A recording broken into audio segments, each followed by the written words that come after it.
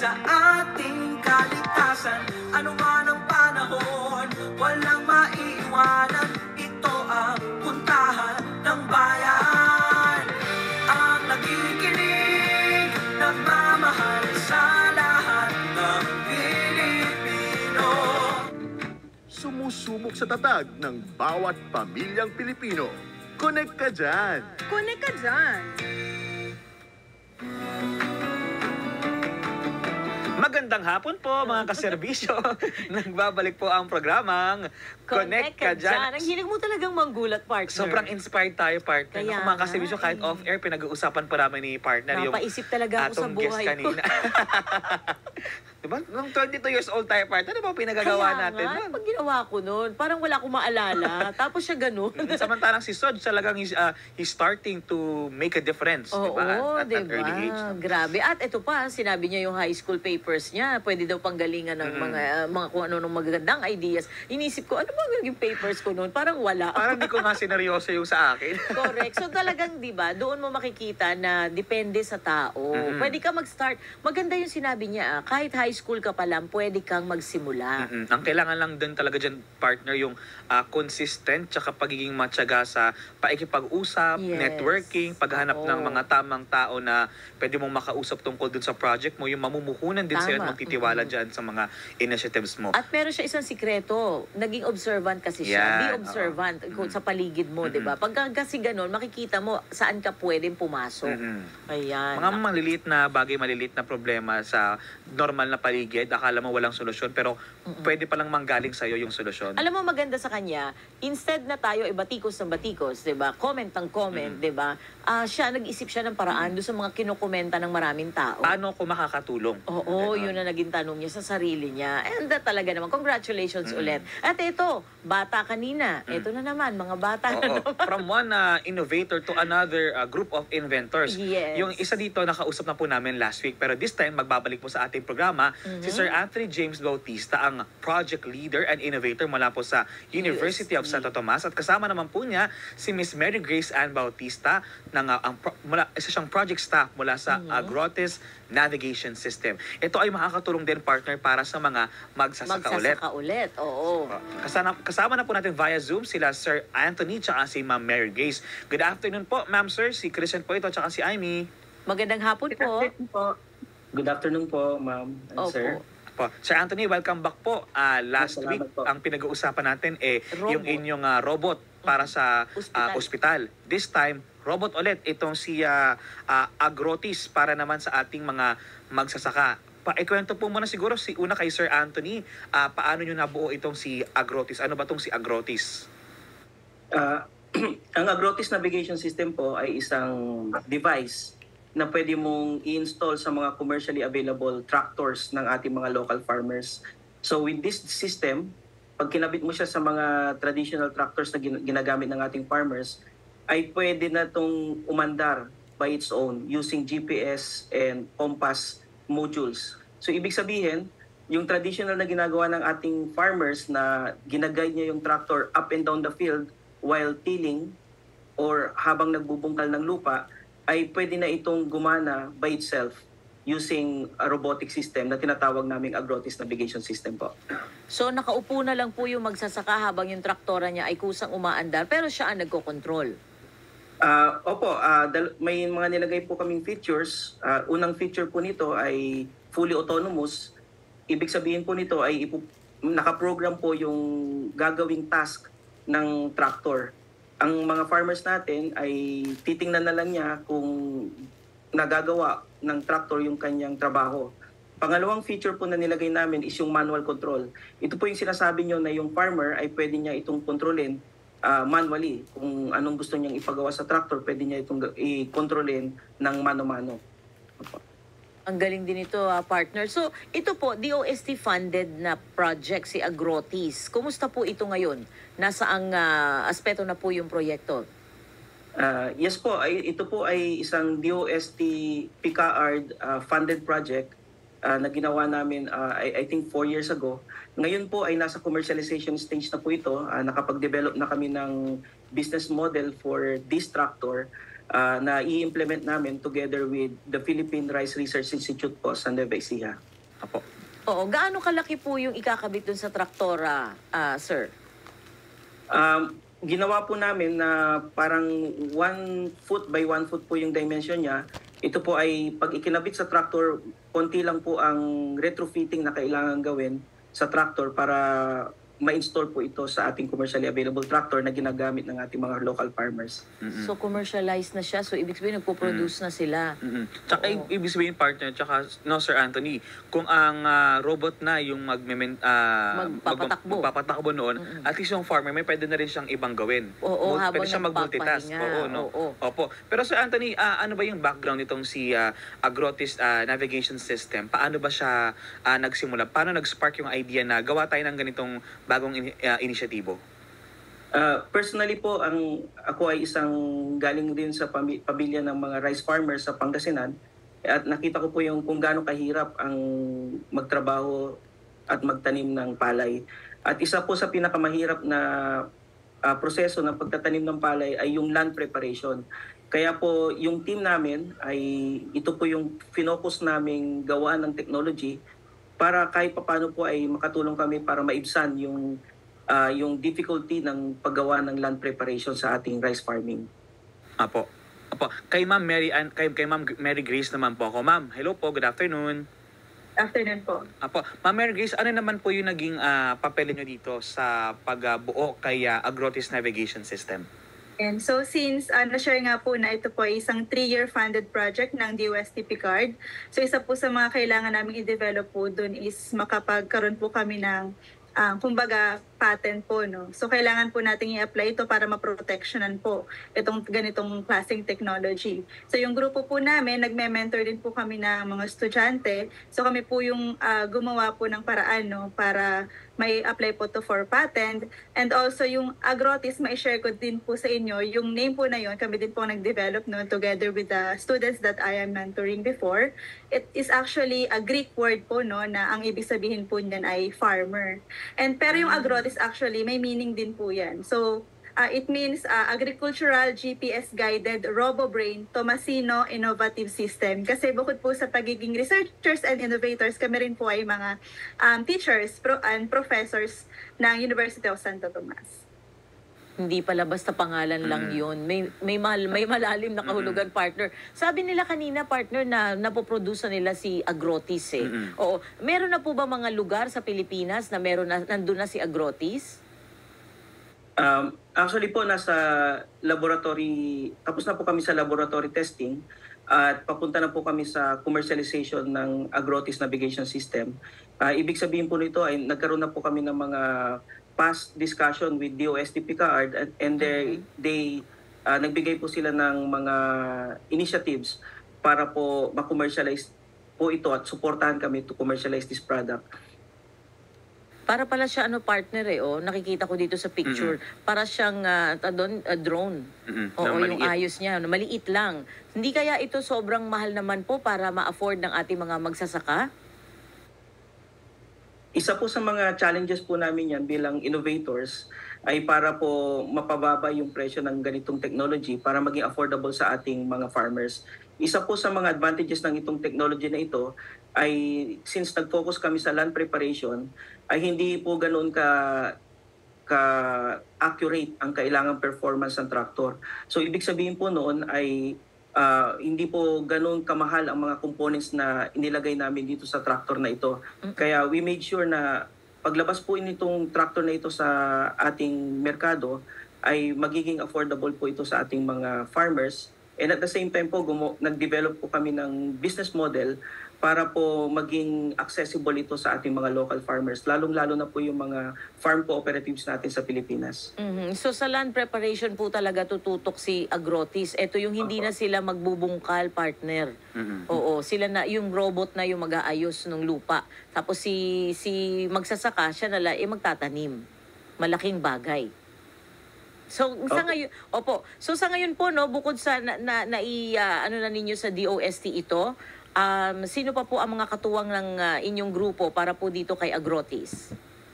So we are actually in partnership din po with PhilRice. PhilRice. Doon po namin kinonduct yung ginawa po namin noong 2023 na validation para to make sure po na yung mga magsasaka natin ay gagamitin po nila ito. Actually, sobrang taas po nung nakuha namin na acceptance rate sa kanila. Apo. Kamusta naman din ma'am yung mga, ito may mga pictures dito no, na para mga farmers din yung inyong mga kausap. Kamusta po yung reception ng mga farmers na nakausap natin nung pinipresent sa kanila itong robot na ito, si Agrotis? Siyempre sa una po kasi isipin po nila kumbaga parang mawawalan po sila ng trabaho.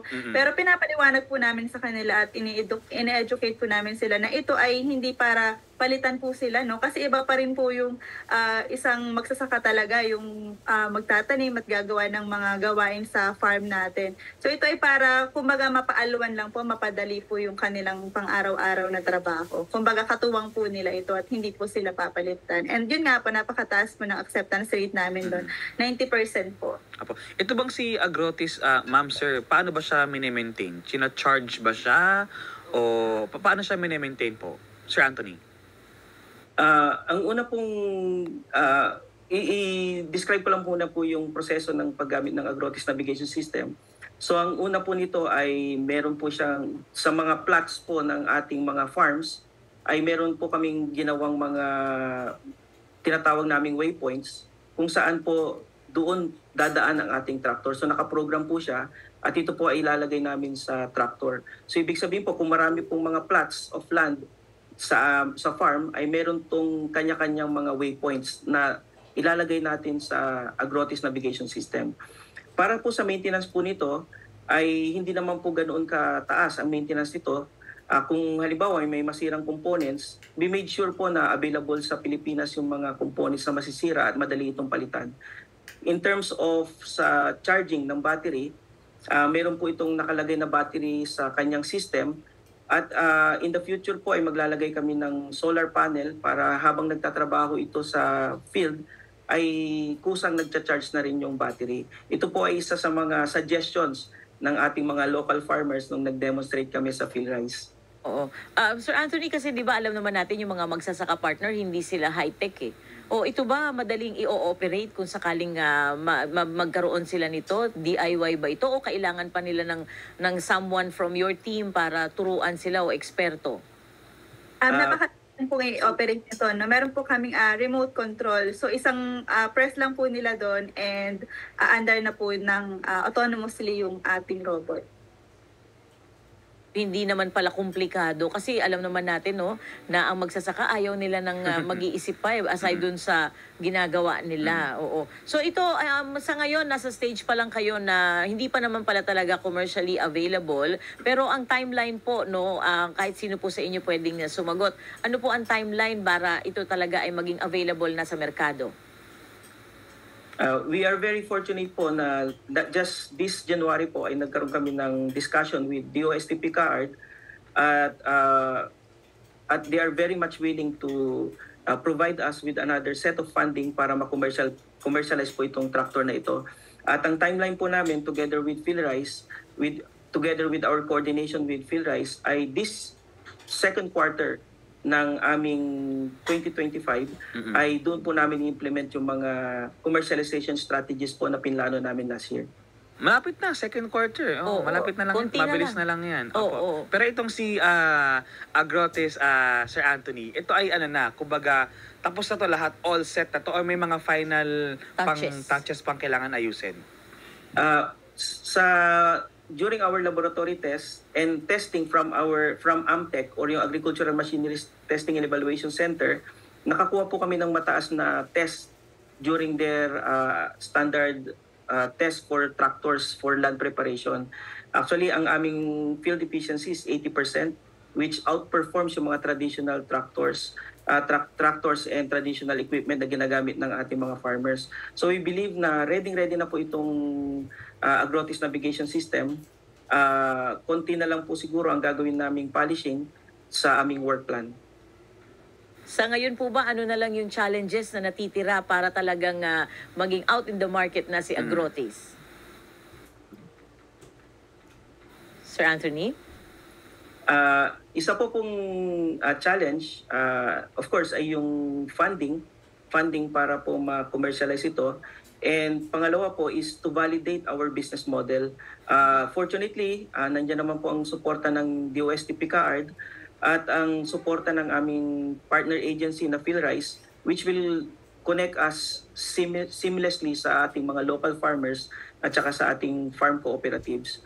So I think isa rin po challenge is to disseminate this technology sa ating mga local farmers, kasi po during our interview with them ay konting mga samples po pa lang po yung pinagbigyan namin ng interview questions. So ngayon po ay we are planning na mas malaki po yung pagtetestingan namin or pag-explainan namin ng ganitong technology.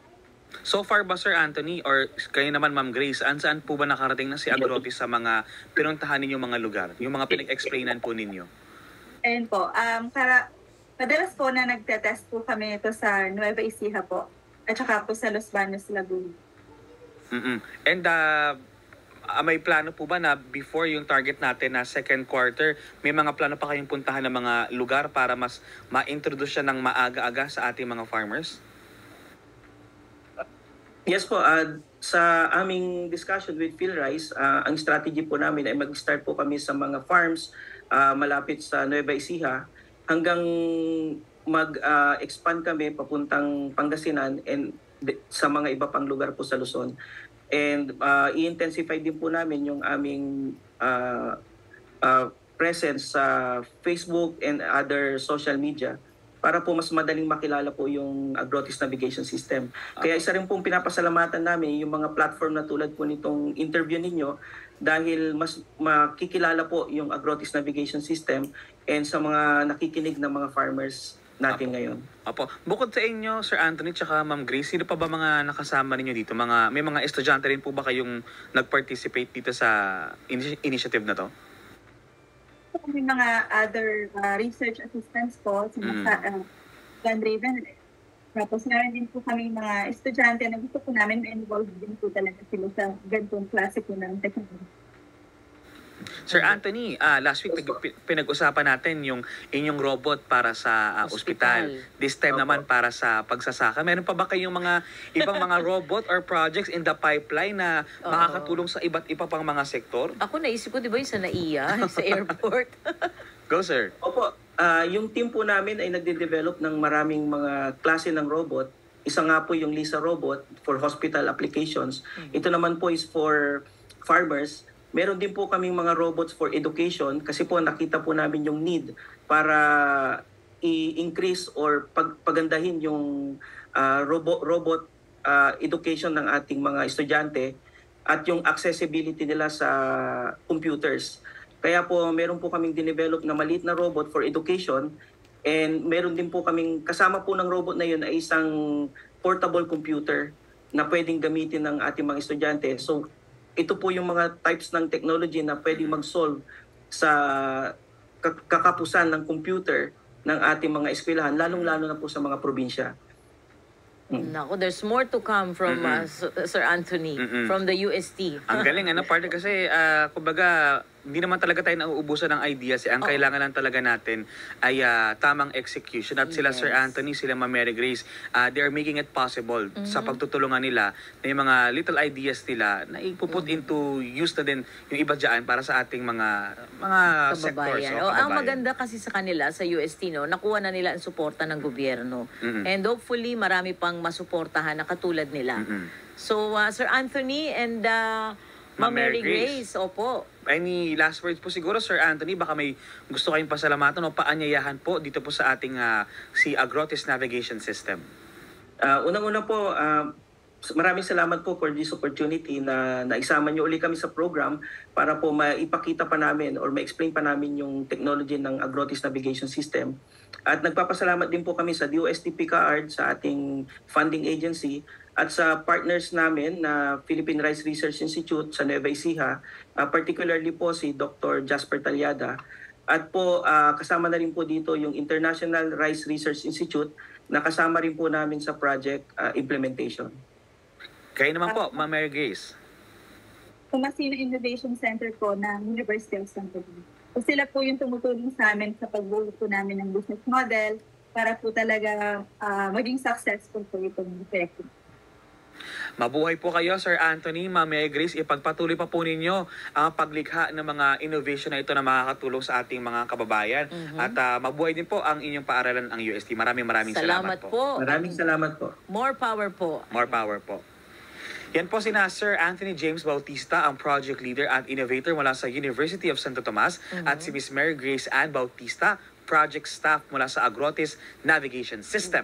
Ngayon ko lang napansin, pareho pala sila ng apelyido. Oo nga, no?